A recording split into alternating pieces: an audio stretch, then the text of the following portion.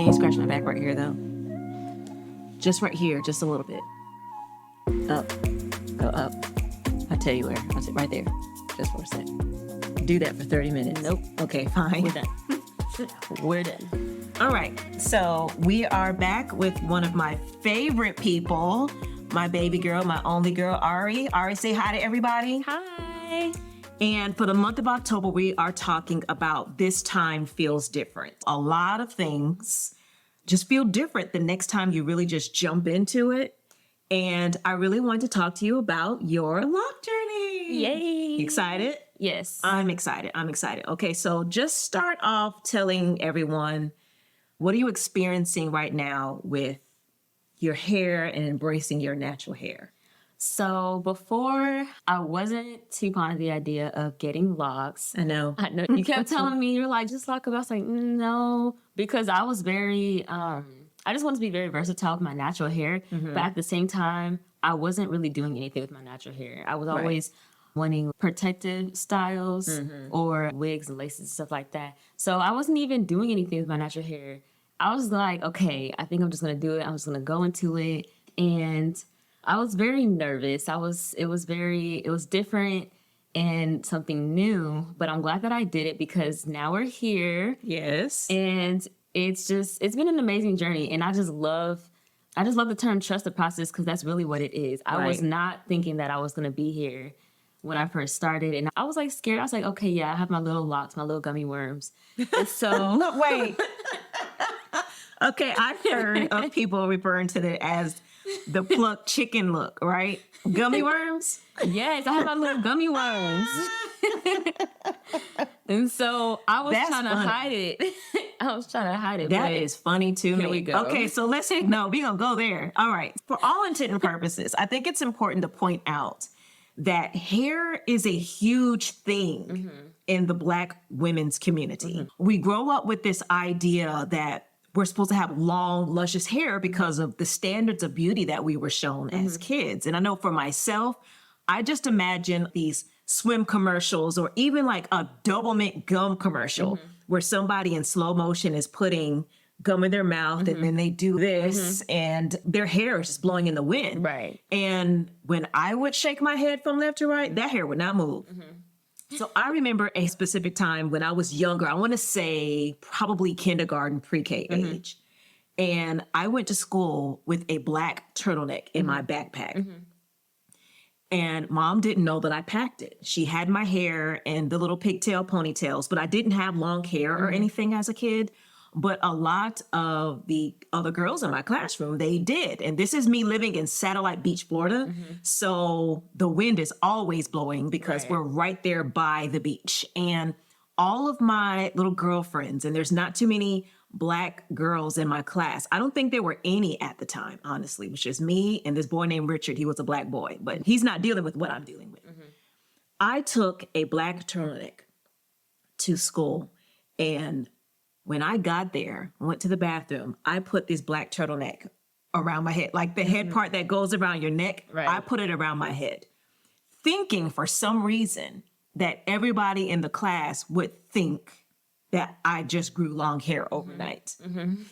Meanwhile, it looks like I have a turtleneck on my head. That's okay. So I'm walking around swinging my head. That's not okay. With the arms doing like this. Okay. Now, it's a turtleneck. I wonder if she ever called my mom and just said, Miss Wilson, Tamika came to school with a turtleneck and decided to put that on her head. Now, you know, back in that day, we also played house.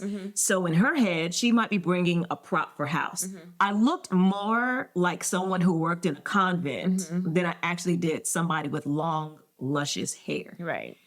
And I just don't think a lot of people understand that that is true to a lot of our childhoods. While we're feeling unattractive for all intent and purposes because we don't have hair that moves and hair that blows. And depending on your curl pattern, it doesn't look long. And then these protective styles that we do. So we're going to get our wigs and our weaves. You know, back when I was your age, I don't think lace was very popular. I didn't hear about that until I was a parent of kids in middle school.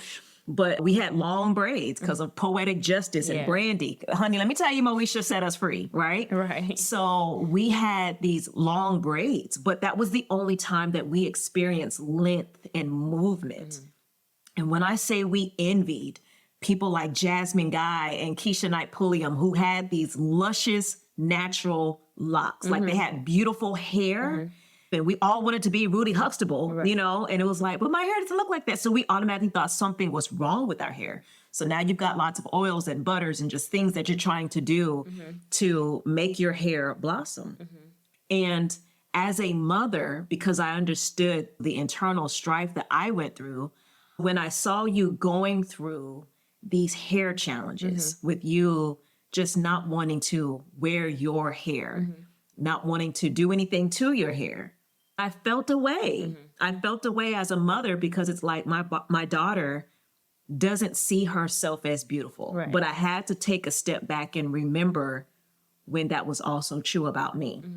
So once you finally got into, because you had wigs, baby. Listen, a whole year. You had wigs. I remember this ponytail that you had. Oof. Baby, when I tell you, you would have 10 kegs of gel sitting on your natural hair, all so you can get this drawstring ponytail and attach it. No, ma'am. Right. And so you were doing that for some time. Right. And you got really good at the wigs. And I'm definitely a proponent of women being able to change their look. So I love that even with your locks, sometimes it's like, nah, I'm trying to be a wig today. I'm like, okay, go ahead with your red hair. You know, it's still cute. But what was it about finally embracing the locks? What made you just say, I'm going for it? So I was tired of my natural hair. What were you tired of? I was tired of just the maintenance of it because, like I said, like I didn't do any natural styles with it. If I ever like were just natural for a little bit, I will always have it up in an afro or like just a ponytail or something like that. And so I was never really like doing the braids or the twists and stuff like that. And then when I did a leave out. Let's go leave out. Man. I did a leave out. This is the first time I have straightened my hair in years. And Okay, it was so just explain leave out, because you got some people who have no idea what you're talking about. So it was a V part wig. So you cornroll some of your hair, attach the clips to that part of the hair, and then you leave out just the top and straighten it so that way it looks like it blends in with the rest of the wig. And since I only left out the top and I was straightening that, man, literally every day I had brought 2 types of flat irons to school. You took flat irons to school? Yes. How did I know that? Had the dance room smelling like, it was just smelling all types of fire. Oh, and gosh. Like other Black girls, they had their curling irons and stuff like that. And so it wasn't a problem. But it was a problem when I wet my hair and it wasn't, it wasn't turning. The curls weren't coming back. Gotcha. And so I was trying to mask it. I was trying to condition it, do all the things. And it was not reverting back to its natural state. And so I was like, I might as well go ahead and lock because I don't want to cut it off and just be looking crazy. Yeah. So that's what really made me want to lock, because I'm like, okay, like I'm not doing anything with my natural hair. And except for the leave out part. And it's already damaged now at this point. And so that's what really, I was like, okay, I'm going to do it. I'm going to lock. And so when I did start my locks, I couldn't really lock that part. It was hard because it's just straight. Yeah. And so as I grew out my locks, then I was cutting little by little, and now we're here. You can't even see it. And so it looks good. Thank you. I do remember the leave out situation. Yeah. So why don't you address the fact that teenagers don't want to listen to their moms? Listen. Because I was like, a this trial and girl. error. No, it was error. It was all error, no trial. I was like, little girl, if you don't stop with this flat iron every single day, because I'm very aware of what heat damage is. There was a little section back here on the, what side is this? My left or right? I hope you know. Your left. The left side of my hair around the nape. I straightened my hair once for picture day. This is me as an adult. And I straightened my hair and it was a little bit humid outside. And before I was able to make it to my office, I was back to looking like a chia pet. This hair started to revert back. But I had been in that situation several times before with just what it was to have to deal with my hair and the weather. Press pause. I don't know if the people understand that the antagonist to a Black woman is weather. That has always been a struggle for us because if there is the slightest humidity or if there is a breeze, you are nervous. Like the first thing we do when we walk into a room is find the mirror. Right. Because we want to know if our edges are still laid or if all your hair is flown away or like in your case, the leave out. Okay, so now I've got this leave out. The rest of the wig still looks natural because that's processed hair, but your hair, can you see that line of demarcation where the wig stops and my hair starts because of the leave out situation? So I too was dealing with that. And I had always in my drawer a brush, a wave cap, and gel. And on that day particularly, I went to the bathroom and wet my hair and just put it all up in a big pony puff. And from that moment on, I found myself wearing a middle part with my hair back in a low bun because it was safe. Also elegant. I felt like a low bun was elegant as opposed to my attempts of a braid out or a twist out. My hair wasn't thick enough to really sustain those types of styles. But just the bondage of for an entire almost 2 years of my life with this low bun because I felt like that's the only thing I can do with my natural hair. I was tired of wearing crochet braids. I know you were tired of them too. Listen. I was braiding Ari's hair and putting her crochet braids, but apparently I was sending you to school looking like a teacher. That is the only, I wouldn't even say a compliment. That's just the only comment I got. Oh, you look like you're going to church. Oh, you look like a teacher. I was just, thanks. Thank you. I don't have any sympathy for your hair journey because we all know what I went through. Yeah, we did. But I had a jerry curl in the 90s, okay? Listen, but having what I had in this day and age, and That's true. you know how kids are. Yeah. They'll let you have it. And you guys have the plague of social media. At least back in my day, there's not very much evidence outside of some school pictures and whatnot that I was really walking around in 1990 with a jerry curl. Yeah, I had a jerry curl, Ari. That, I need to unpack that. You do? I'm still going through it. I need to talk to I think you need to. I'm the person people talk to. Yeah. But yes, so I can relate even at my big age of just wanting to see myself and identify what's beautiful. You know, be able to point out this is what I like about me. And so while I might like my smile or my eyebrows or the clarity of my skin, my hair was never something that I loved until now.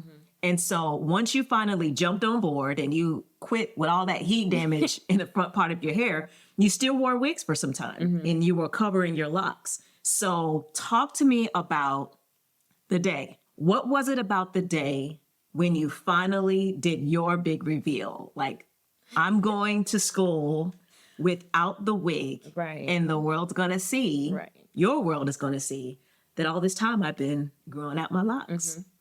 Like I said, when I first started having my little gummy worms, I wasn't ready to just walk out the house yet and have people see. Just because, like, I have so much trauma from middle school, being called doo-doo braids and all these names. And so I was just a little bit nervous. And I was like, yeah, no, I'm not going to show my hair until graduation of senior year. When I walk the stage, that's when people are going to know I have my locks.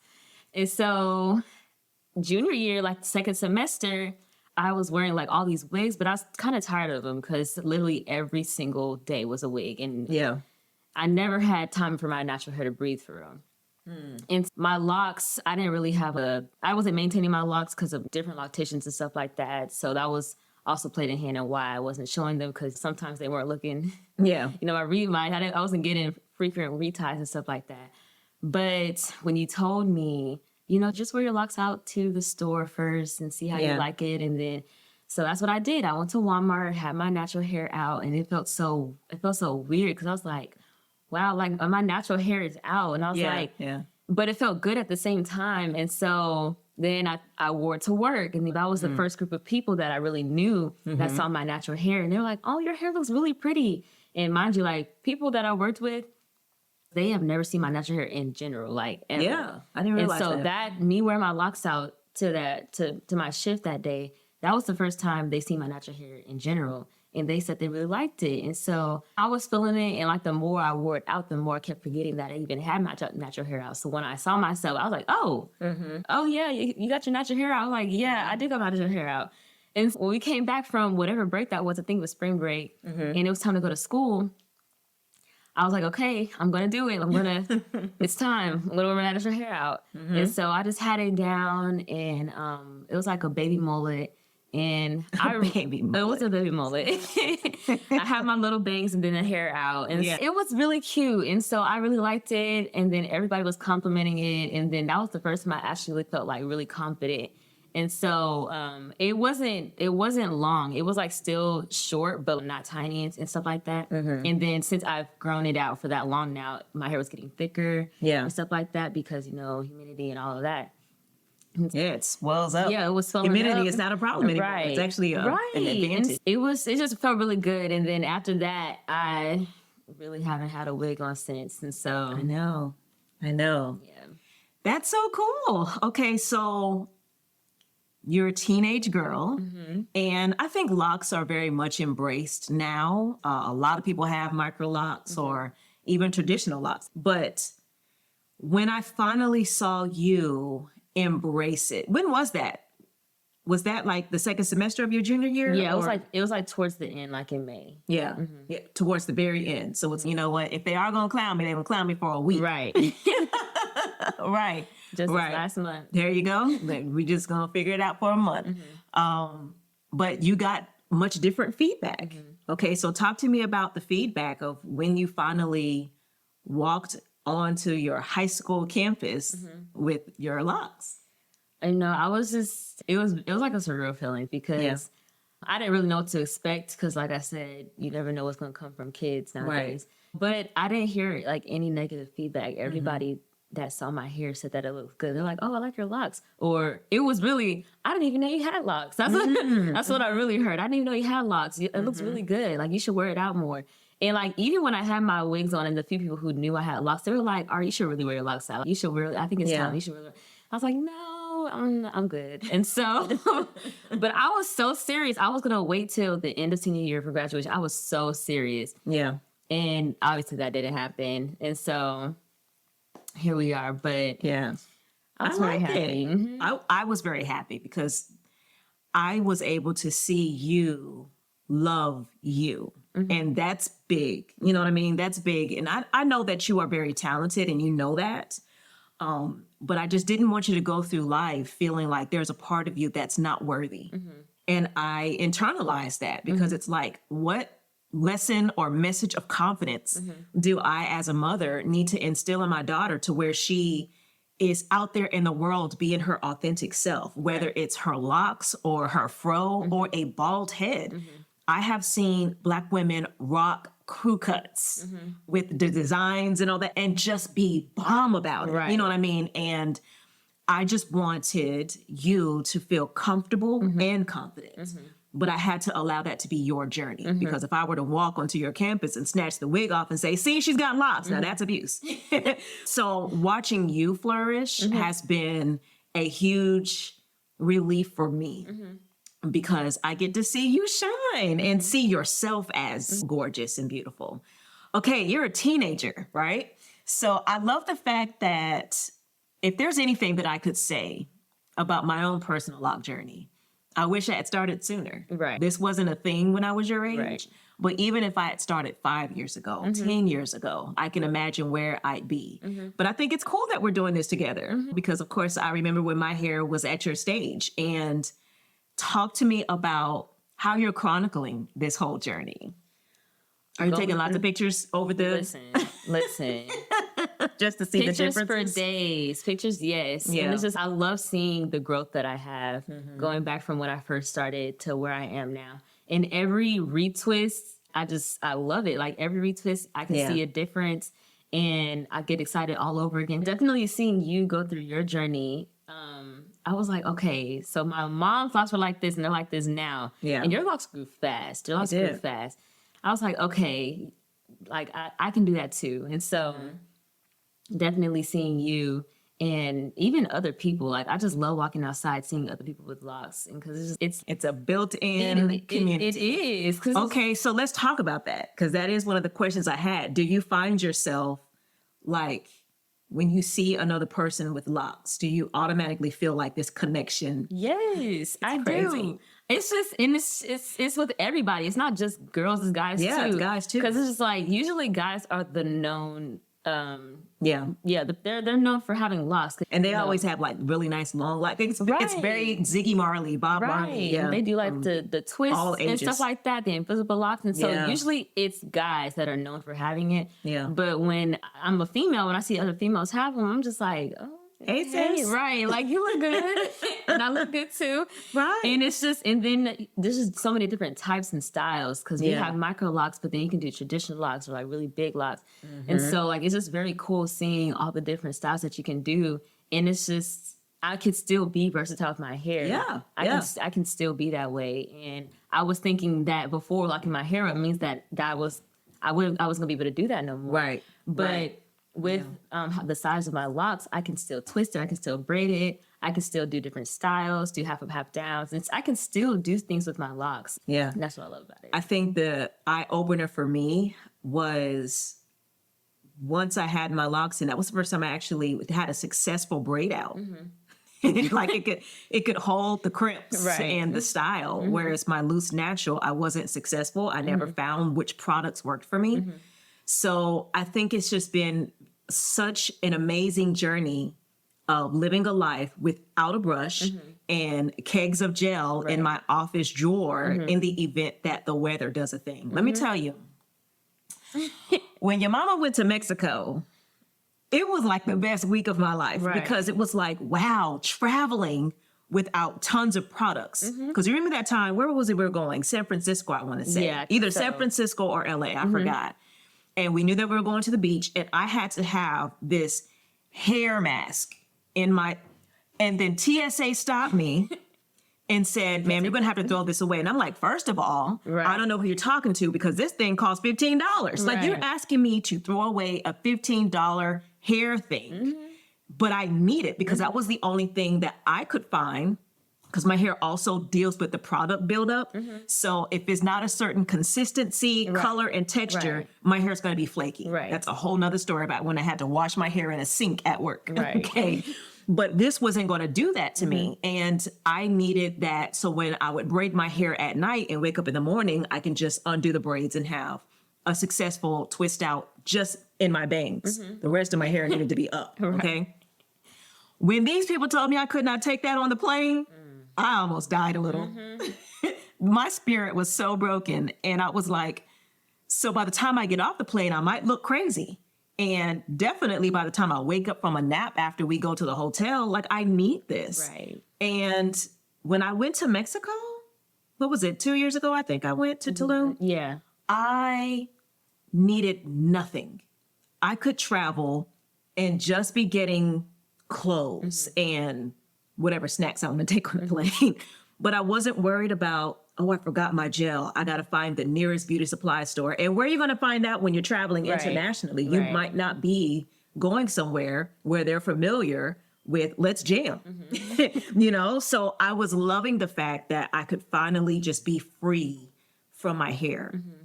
And I didn't realize how much bondage was attached to trying to keep up with a standard of beauty that wasn't natural to my Right. nature. Right. And I think that's something to be said about that. Now, while my hair isn't naturally locked, I do have to get it retied and retwisted and all that kind of stuff. It's just the idea that when I do, like, that's all I have to do. Right. It's not me trying to find the perfect conditioner or hair oil or gel or shampoo. It's just, I'm gonna wash my hair today and life is a good time and keep it pushing. Right. And it's a lot cheaper too. So much cheaper. A lot cheaper. And check this out. The first time you felt your scalp because the wind is blowing and your hair is blowing too, and you walk past a mirror and you still have a beautiful style. How did that feel? That was amazing. Listen, every time my hair blows in the wind, I always take a photo. I tell my friends, y'all, look at my hair. Every time they'll tell you Ariana's always talking. My hair's blowing in the wind because I just love it. You guys, it's blowing in the wind. Look at it, because I just love it. It feels so good. I feel like I look so pretty, and like even when the wind stops blowing, wherever it lays, it's a style. Yeah, and no bad hair days. There's no bad hair days. I can wake up. I can wake up and look good. Yeah, like I love when I'm late to school. Sometimes as soon as I take my bonnet off, I still look good. Like it's just There's not a bad hair day. Right. I like that. I do like that. I like that when I go to sleep at night, I'm not worried about bedhead. It's really just running my fingers through my hair. The humidity just in the shower is the moisturizer that I need. And I really do love that. I have since colored my locks. So I figured 2 years of maturation, I'm ready for that. And I love this too. Do you think this is a style that you will have permanently, or are you thinking about going back to loose natural at some point? No, I think that with me and my journey, this is definitely, I'm going to keep this forever. Yeah. It's a commitment. And I feel like if you're going to do something like this, you shouldn't want to go back. If you ever have thoughts about reverting back to your natural hair, I feel like you shouldn't lock your hair, because it is not worth the money to listen. Getting this was not cheap. Maintaining it is, but getting them installed, no. I'm not gonna do that again.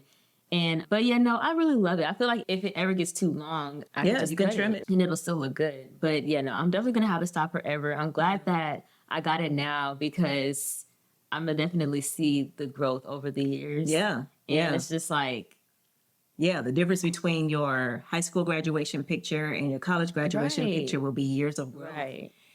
Yeah, I think the same way. If you're not committed to it, this is probably not a good idea. This is a real commitment, and it takes a lot to undo. I have seen some YouTube videos of people undoing their locks, and I don't have that kind of time. It's quicker to end a relationship, honestly. I wouldn't go ill-advisedly into a marriage, but it's easier to unmarry than it is to undo your locks. So it's like, no, I think you should definitely wait until you're ready, and you just know. Sometimes when you just know. So if it's something you're thinking about, to anybody who's thinking about it, don't take this deep dive until you are sure that this is what you want to do. And I have yet to talk to somebody who regrets it. There might be some things that we've regretted with our locks. For example, the heat damage that you had prior to locking your hair. I'm sure you would advise people, y'all, leave your hair alone. Don't have leave out if what you're thinking about is growing it out for locks, because that heat damage is going to keep your hair from being able to lock faster or fully. I think for me, when I started in July of 2021, I was so ready. And there was no phase of my journey that I thought was ugly. Like, I embraced every bit of it. My hair was very thin, because I have fine strands. So when I first started my lock journey, it was a lot thinner than what it is now. And I didn't think that it would bulk up. And it's not even finished bulking up. I still have some curly ends, so it's not even fully locked all the way. But this is the best thing I've ever done. I've retained length for the first time. I don't feel like I have to pin my hair up so that way it's not rubbing up against my shoulders or my collar. Like, I finally get to be free from my version of what I think is beautiful and what I see in the mirror not connecting. I'm able to see a connection between what I identify as beautiful and my reflection. And I think that's different. And there are a lot of women who love their wigs. And for her, I would say, keep going. Handle up. Let your wig be your standard of beauty, or your bald head, or your fro, or whatever. But for me, these locks is where it is. And I'm glad that you embraced it. And you know what else I realized? Our whole family is locked. We are. The boys have traditional locks, and they had locks when they were little boys too. So yeah, I love the fact that everybody's locked. The boys are locked. We're all locked. Okay. So my final question for you is, what would be your advice to a teenage girl who is struggling to embrace her physical beauty, even though she's got a bunch of inner beauty and hair is holding her up? Talk to that girl. If I encountered a girl like that, I would probably say to her, that there's no part of her that is not beautiful. There's no part of her that she should be afraid to share to the world, because there's always going to be somebody that likes it. There's always going to be somebody that compliments it. There's always just going to be somebody that is going through what you're going through. And I know that if I were to hear that when I was younger, I feel like it would have been a different story, because I just honestly feel like I was the only one going through what I was going through. But that's not the case. That what I went through is probably it's right. Even you went through that. Yeah. And so I would just tell that girl that there's just no part of her that should be hidden from the world. There's every person is beautiful in their own way. And and I think there's just something about knowing that for yourself, because sometimes I think moms communicate that to their daughters, but we don't internalize that because we want to hear it from our friends. You know, of the billions of people on the planet, none of us are the same, and we're all beautiful for a reason. So until you're able to control what you are looking like externally, make sure you're a good person. Make sure that you are a beautiful soul.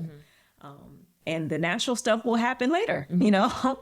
But you look good. You do too. I'm so happy that you have made that change and taken that leap, and that you are feeling it. Yes, I'm glad that you're able to see it. Yes, feeling herself, y'all. So yay! Is this gonna be your last time on my podcast? No. She'll be back. I'll be back, of course. She'll be back. Thank you. Hey guys, thank you so much for listening to this episode. I cannot thank you enough for your love and support. Seriously, it means the world to me. So however you are tuning into this podcast, whether it's Spotify, Amazon Music, Apple Podcasts, maybe you're even watching the video version of this on YouTube, don't forget to subscribe. That way you'll be alerted every time a new episode drops. So again, I want to say thank you for being such an amazing community. We'll see you next time.